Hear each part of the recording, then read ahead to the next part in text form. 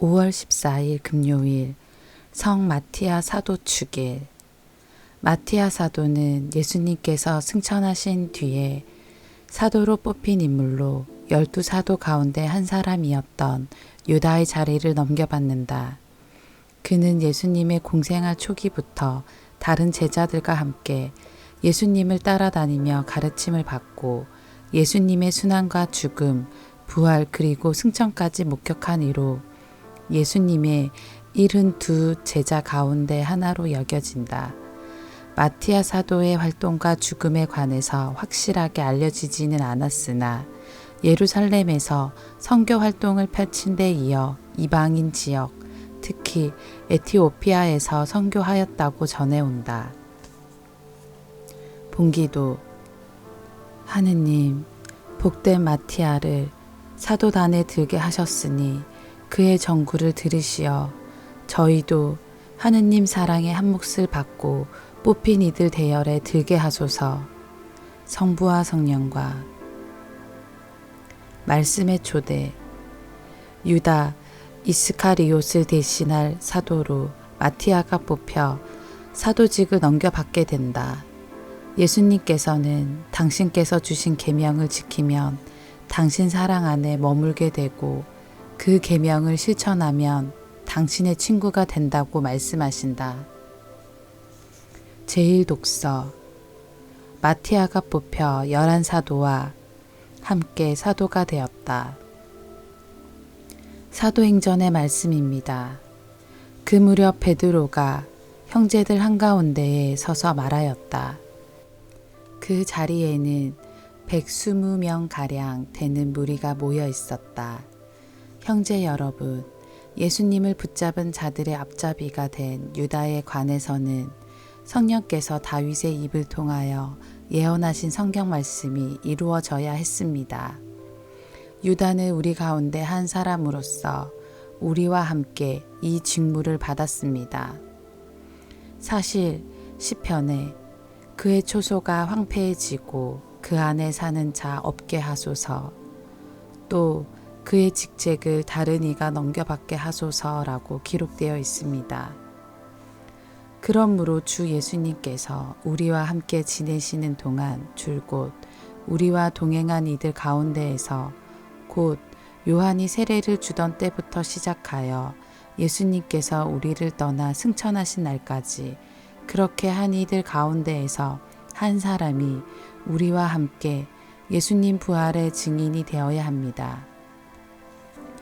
그래서 그들은 바르사바스라고도 하고 유스투스라는 별명도 지닌 요셉과 마티아 두 사람을 앞에 세우고 이렇게 기도하였다.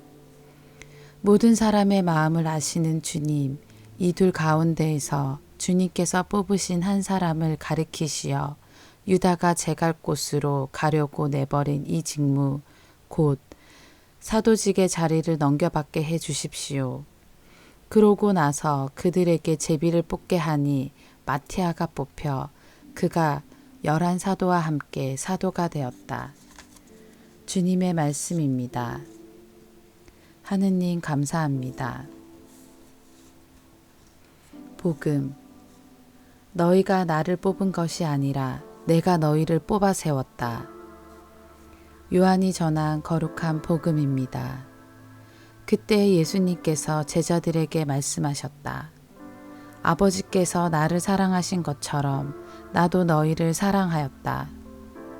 너희는 내 사랑 안에 머물러라. 내가 내 아버지의 계명을 지켜 그분의 사랑 안에 머무르는 것처럼 너희도 내 계명을 지키면 내 사랑 안에 머무를 것이다. 내가 너희에게 이 말을 한 이유는 내 기쁨이 너희 안에 있고 또 너희 기쁨이 충만하게 하려는 것이다.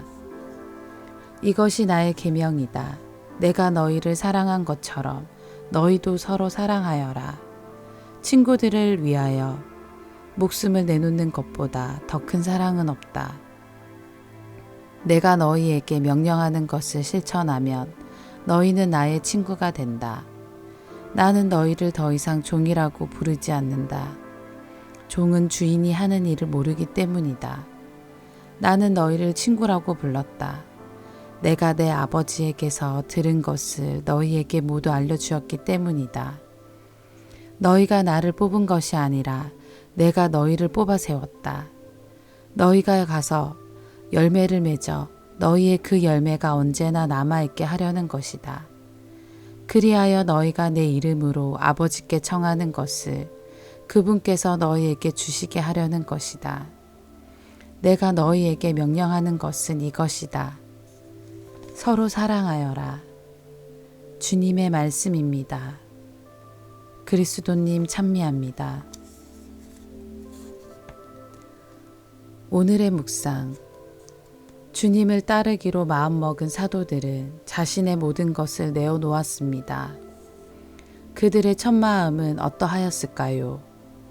제자들은 예수님의 말씀에서 뜨거운 무언가를 느꼈고 이분이야말로 구세주라는 강한 확신이 있었을지도 모릅니다.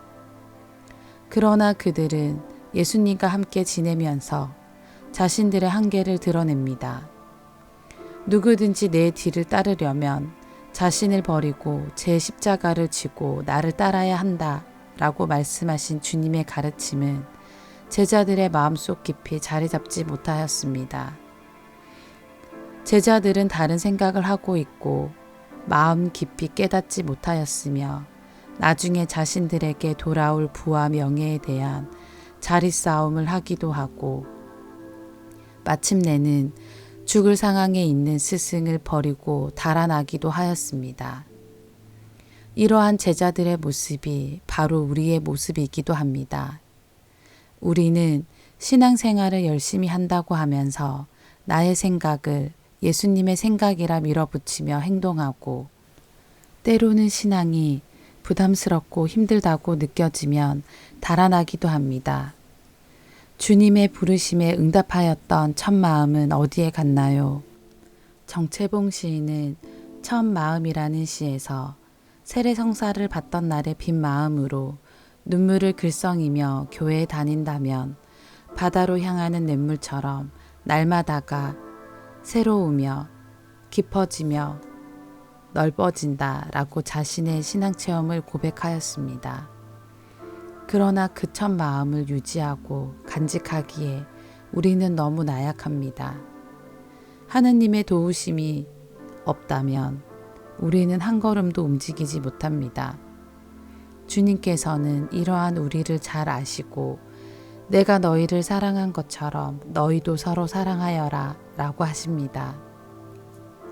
첫 마음을 되찾은 길은 자신의 잘못에 대하여 용서를 청하고 또 다른 이들이 용서를 청하면 그것을 받아주며 살아가는 것입니다. 서로 더불어 살아가는 우리에게 예수님께서 가르쳐 주신 참사랑은 우리가 살아가는 길이요, 진리요, 생명입니다. 아멘.